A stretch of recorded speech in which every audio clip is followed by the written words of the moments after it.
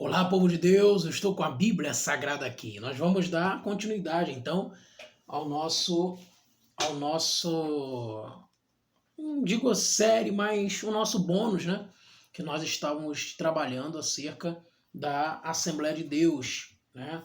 A ênfase na Assembleia de Deus a respeito do movimento pentecostal brasileiro. Então, esse é o momento, nesses primeiros 1 ou 2 minutos, que você vai nos ajuda, então, compartilhando este vídeo e outros vídeos, né?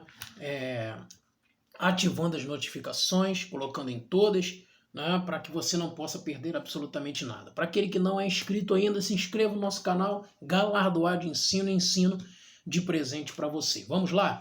Então, para a continuação do nosso vídeo, que está surpreendente, né?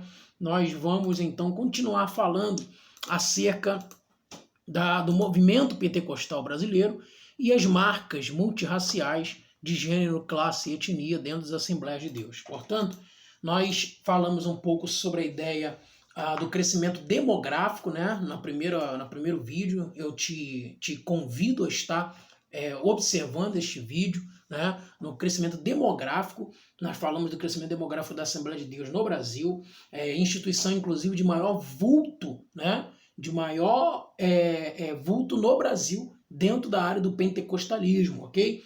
Nós falamos um pouco sobre a ideia do espírito do capitalismo, de que trabalhou Max Weber, né, na Ética Protestante, o espírito do capitalismo do século XVI. Max Weber do século XVIII, XIX, e 19 e 20, melhor dizendo, né?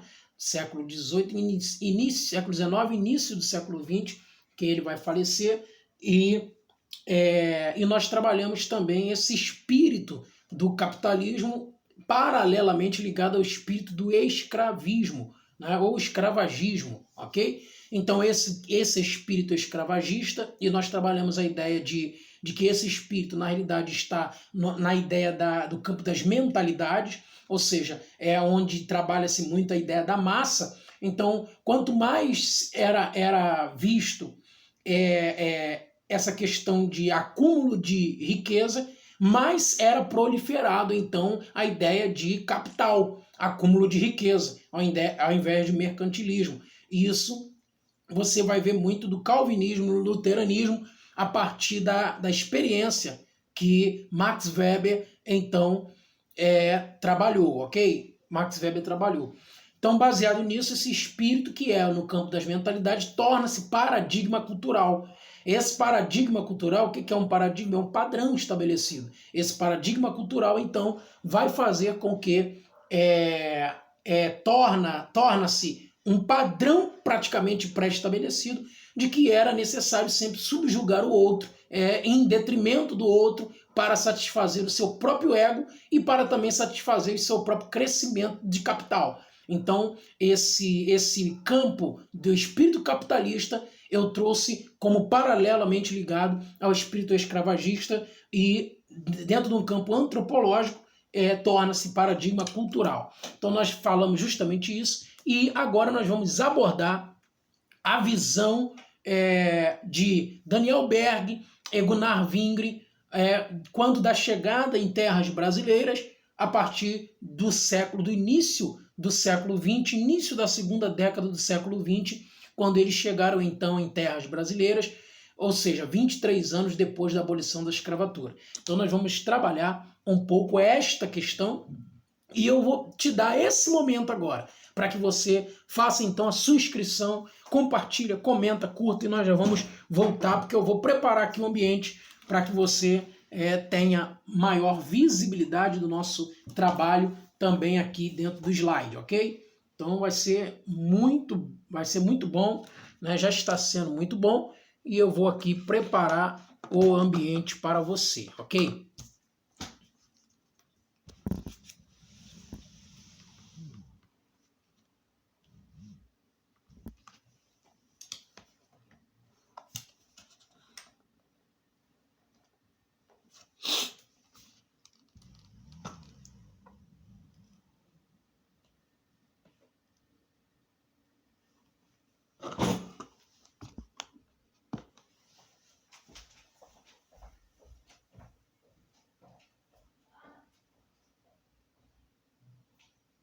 Eu tô gravando rapidinho.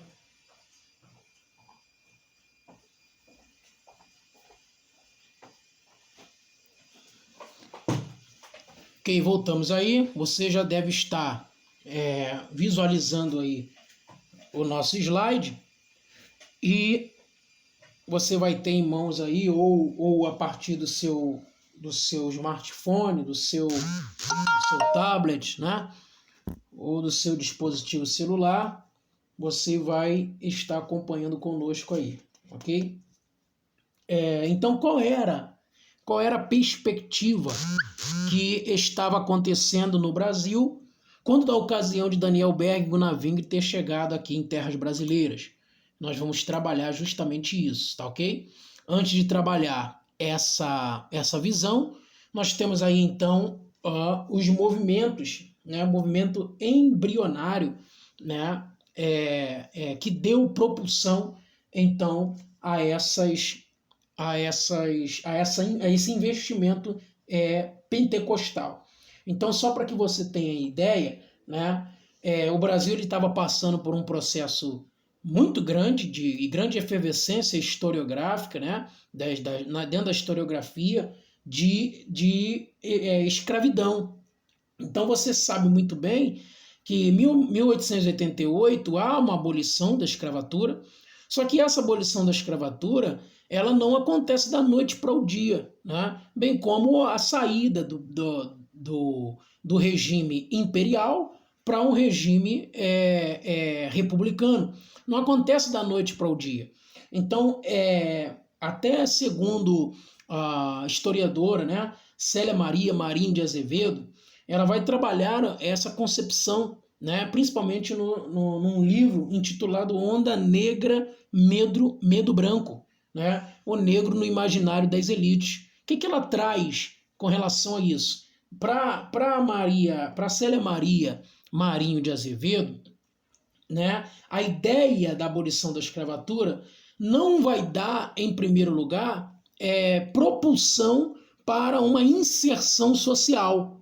Ou seja, na realidade, a abolição da escravatura ela foi uma mola propulsora, na realidade, para a continuação do regime excludente, ou seja, para a continuação da exclusão dessas pessoas, uma vez que nós estamos falando de um país que 90% da população era analfabeta e 80% eram negros, né? Ou seja, nós estamos falando principalmente da região norte, nordeste e sudeste do país, respectivamente Pará, Salvador e Rio de Janeiro. Nós estamos falando justamente dessa concepção de que o negro agora está alforriado. Nós não podemos perder de vista, por exemplo, que vai haver, né, outras iniciativas, né, importantes antes da abolição da escravatura para a concepção do arrefecimento, da escravização ou da escravidão e, obviamente, a consequente extinção daquilo que era um desserviço à própria sociedade, você escravizar o outro, seu companheiro, né? Quem fala isso é Kate Thomas, né? Kate Thomas vai falar isso num dos seus livros que trata muito bem do período colonial, um dos períodos mais terríveis da história brasileira, né? E era o período da colônia, 1500 a 1800. Ele vai trazer a lume a ideia justamente de se a diferença do homem para o animal. E até que ponto essa diferença existe, coexiste realmente, uma vez que o homem vai subjugar o seu semelhante para poder conseguir angariar lucros em cima do seu próprio semelhante, inclusive matando, inclusive estuprando mulheres, forçando, né, tendo relações com os índios, enfim. Então, Kate Thomas trabalha essa proposição. Então nós temos, por exemplo, a Lei Eusébio de Queiroz, né, de 1850, né, a Lei Eusébio de Queiroz, que era justamente uma lei que tinha possibilidade de o negro ser alforriado, né? A lei do ventre livre era justamente a partir de 1871, que era justamente a ideia de que as mulheres escravas que parissem filhos a partir daquele instante, os seus filhos não seriam mais escravos. E aí tem um parênteses aberto, né? Porque o filho, a partir da lei do sexagenário, ele só estaria realmente livre aos 21 anos de idade. Então é como se realmente não existisse lei, né? Não adiantaria de absolutamente nada. E em 1885 é a lei do sexagenário. O que significa isso? Significa que o homem que chegou aos 60, sexagenário, aos 60 anos de idade, ele estaria livre, então, e poderia tentar a vida. Qual é o problema disso tudo? O problema é que Azevedo vai dizer, no seu livro Onda Negra, Medo Branco, que é justamente esse que é o problema. Por quê? Porque não vai ter inserção social para esse negro que acabou de ser alforriado. Não vai haver possibilidade desse negro ser inserido na comunidade social, do modo geral. Ou seja, esse negro vai, a partir daí, então, começar a vagabundear, que era a expressão usada para o período, né? A expressão usada para o período. Então, olha só que problema que nós iríamos e estaríamos enfrentando justamente nesse primeiro ponto, para que a gente comece a compreender que da onde surgiu esta concepção do abrasileiramento do movimento pentecostal, né? Ou seja, você tem num país que está ainda saindo, né, praticamente novo na questão do Império, no Brasil Império, né? 1822 é o Brasil Império.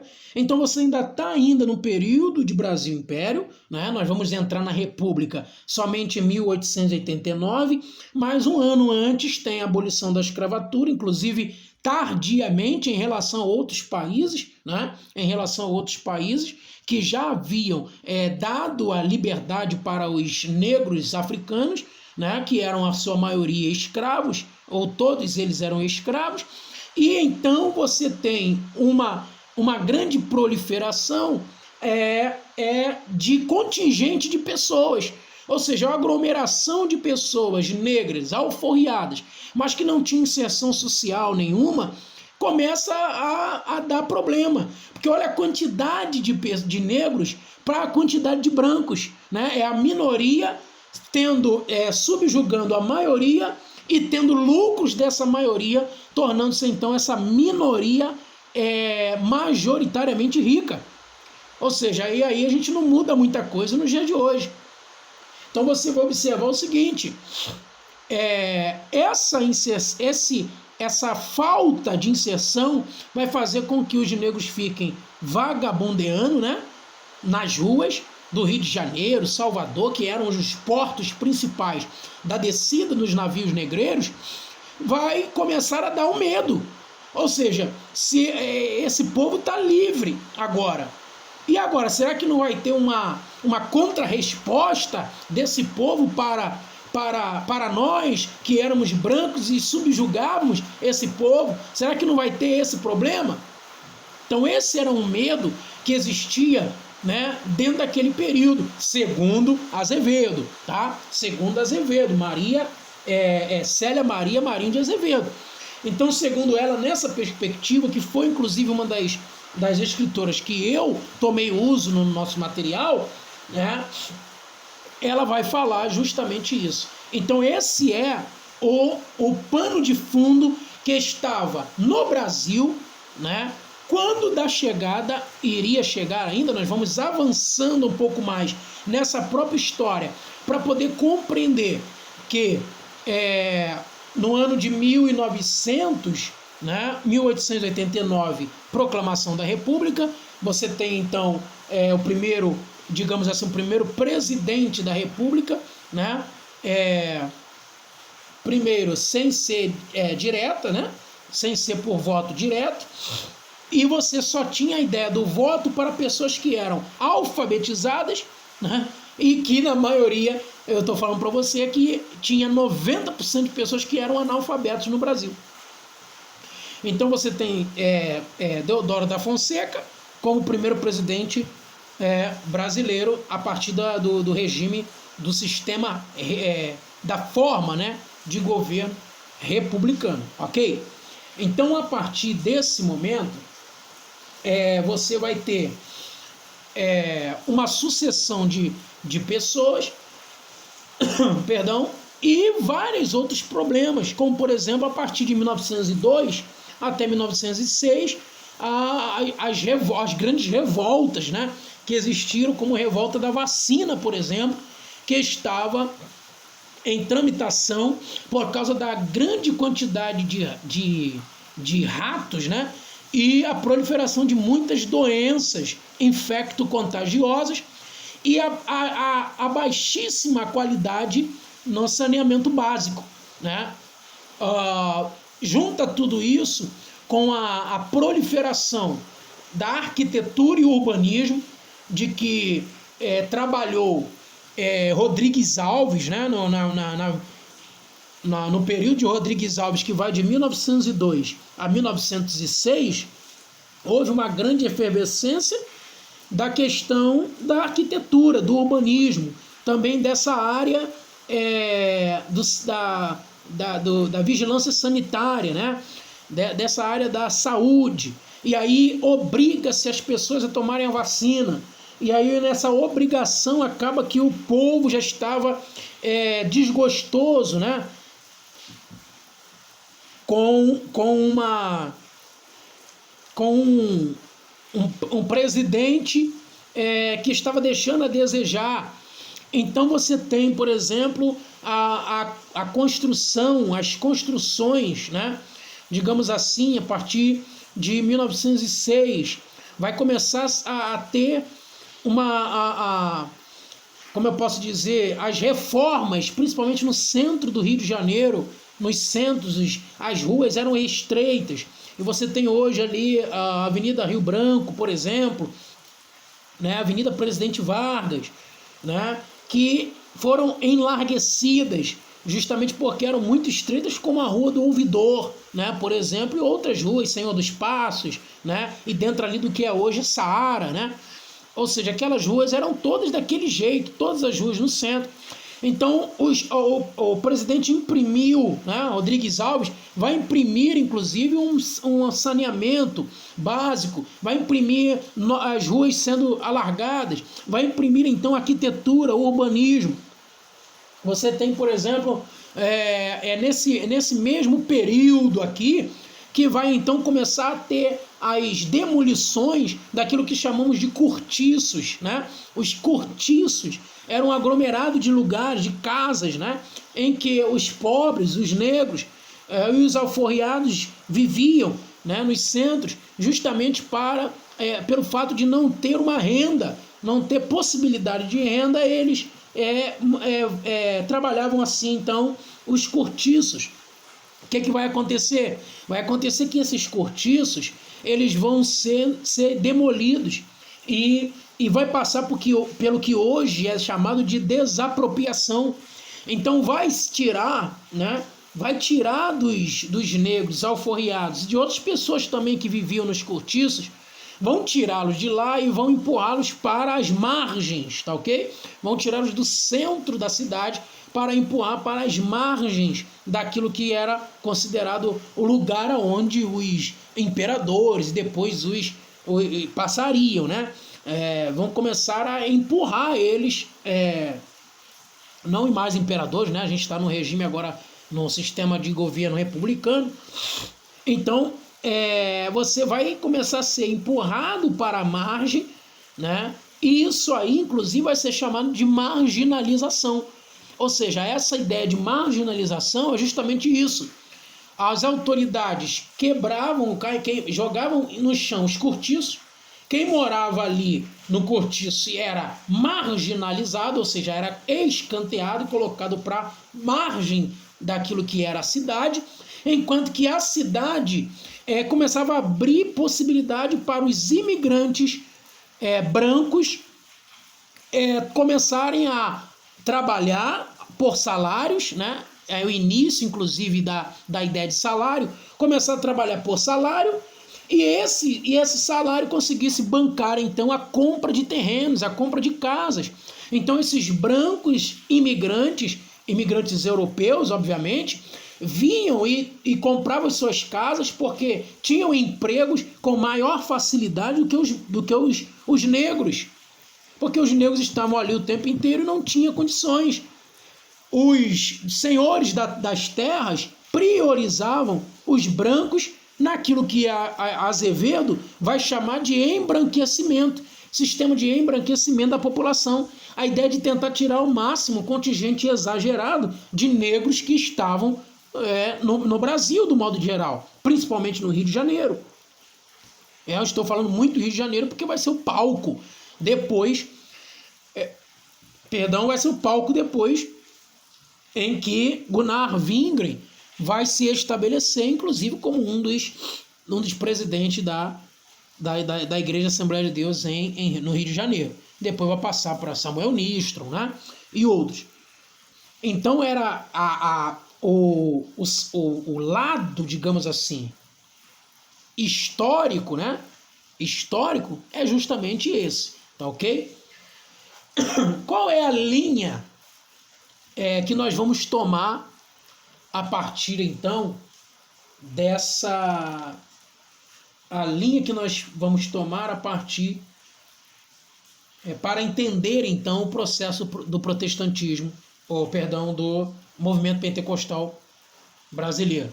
Nós vamos tomar, então, como ponto de início esse movimento, os movimentos embrionários, ok? Os movimentos embrionários. O que são os movimentos embrionários? Os movimentos que, obviamente, vão dar nascimento. Vão dar nascimento àquilo que seria o movimento pentecostal brasileiro. Então, por exemplo, nós temos o movimento montanista. Por exemplo, nós vamos ter o movimento petista, ou seja, nós vamos trabalhar isso aí. Para quê? Qual é a metodologia do trabalho? Metodologia é, para explicar abordagens escolhidas para esse trabalho, considerar-se a ideia da escola dos análises, em pelo menos 3 pontos. Quando eu digo escola dos análises, eu estou remetendo e trazendo à luz, né, vislumbrando a ideia de Marc Bloch e Lucien Febvre, que foram os que construíram, né, a ideia de escola dos análises para desmistificar, digamos assim, o positivismo desde Augusto Comte na ideia de uma equação, né, digamos assim, uma equação nome, data e evento que o positivismo trabalhava, né? Então, a escola dos análises, a partir daí, então, traz como uma das características, por exemplo, era a ideia das fontes. No positivismo, fonte histórica só era fontes documentadas. Fontes confiáveis. Eram fontes, então, chamadas de fontes fontes documentárias, né? Documentadas. E na escola dos análises, não. Ele entende que qualquer resquício, né, que o homem deixa ao longo da história são fatos e são fontes importantes, tá ok? São fontes importantes e passível de ser usado, ser usufruído para análise posterior. Então nós temos aí, como por exemplo, essa ideia desses 3 pontos da escola dos análises. Qual é o primeiro ponto? A problematização. Nós vamos trabalhar no âmbito eclesiástico, né? E aqui eu deixo muito claro que nós estamos trabalhando mais por um viés histórico do que propriamente teológico, mas o assunto é da Assembleia de Deus e do movimento pentecostal brasileiro, ok? Então nós vamos trabalhar a problematização, ou seja, dentro do campo eclesiástico, nós vamos ver quais foram os engessamentos, ou seja, aquilo que persiste até hoje como tradicionalismo e as suas rupturas, né? Uma dessas rupturas, por exemplo, é títulos que eram antes trabalhados apenas para homens começaram a ser abertos também para a classe feminina. Isso é uma ruptura, né? Ou seja, sai da padronização patriarcal masculino e entra então na ideia do feminismo ou do movimento feminista também dentro das igrejas, ok? Nós vamos trabalhar a interdisciplinaridade, ou seja, com o que se explicará as pesquisas no presente trabalho. O que é a interdisciplinaridade? Além de ser multidisciplinar esse trabalho, ou seja, você encontra outras disciplinas, né, dentro do trabalho, como a geografia, como a própria teologia, como a antropologia, quanto a sociologia, muito mais dentro do campo das ciências humanas, né? Mas também ela é interdisciplinar porque ela dialoga, ela entra, né, em cada área, né, e em cada disciplina especificamente, porque interdisciplinar significa que eu dialogo com as outras disciplinas, não apenas que há várias disciplinas e cada uma é por si, mas que elas têm contribuições para liberar também para nós dentro desse campo. E também aquilo que eu acabei de falar como documentos oficiais. Os documentos ditos oficiais eram aqueles documentos que trabalhavam muito e trazia apenas a história dos grandes figurões, né, dentro da sociedade, e só eles eram atores sociais. Por isso que a Escola dos Análises não. A Escola dos Análises trabalha, inclusive, outros pontos de vista e outras possibilidades dentro deste campo. Nós vamos trabalhar 2 pontos do positivismo, né, que eu deixo muito claro que não tem como sair, né, não tem como sair desse positivismo, digamos assim. É a linha do tempo. Tudo que nós fazemos, nós temos um começo, um meio e um fim. Então isso é a linha do tempo. Então não tem como correr, né, muito dessa característica positivista. A segunda característica é a ideia da origem, né? Bloch vai chamar a ideia de origem de obsessão embrionária, ou como está no livro dele, de Marc Bloch, né? O ofício do historiador, me fugiu, Apologia da História ou Ofício do Historiador, né? Ele chama de obsessão embriogênese ou embriogenária, ok? Então, nós não nos deteremos nele, mas nós trabalharemos a ideia de origem, a ideia de linha do tempo positivista, tá, ok? Vamos traçar a linha do tempo da seguinte forma. Nós acabamos de analisar com vocês que nós vamos trabalhar nesse primeiro capítulo, né, digamos assim, desse trabalho, os movimentos embrionários. Quais foram? Movimento montanista, movimento pietista, movimento puritano e movimento metodista, ok? Então, a partir daí, nós vamos então traçar esta linha de maneira extraordinária. Então, fica ligado aí nos próximos vídeos, que nós estaremos então finalizando este agora, para não ficar muito longo, e você ter uma água na boca aí, né? Uma água na boca para dar prosseguimento a este vídeo. Isso é um bônus que eu estou dando aí para vocês, amigos, companheiros, colegas, né? Que tá dando essa força aí pra gente. Em nome de Jesus vai dar tudo certo e as coisas vão encaminhar com a ajuda de vocês. Então peço mais uma vez que se inscreva, compartilha, curta, comenta, ativa o sininho das notificações, né, e nos ajuda aí a crescer para a glória de Deus. Então nós vamos terminar aí.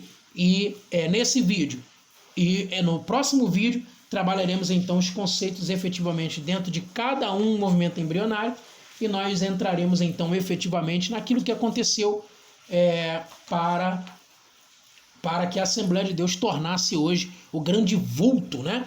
O grande vulto aí do pentecostalismo, né? O vulto do pentecostalismo brasileiro, né? Composto aí de quase 26 milhões de membros a só Assembleia de Deus tem no Brasil. 26 milhões de membros no Brasil. Então, isso é um número extraordinário, Ao todo, somos 90% de todo o Brasil considera-se cristão pentecostal. Então, por que esse boom, né? esse exagero numerológico de contingente? E é isso que nós vamos tratar a partir daqui. Então, nós vamos trabalhar, vou deixar já aqui para você, né? Aqui nós vamos trabalhar aqui, ó, esse conceito aqui, dá uma olhadinha. Esse conceito aqui que nós vamos trabalhar no próximo vídeo. Nós já vamos trabalhar o pentecostalismo norte-americano. E aí nós vamos começar a entrar efetivamente no assunto no próximo vídeo, tá? Não esqueça, o canal é Galardoar de Ensino, o ensino de presente para você. Deus abençoe.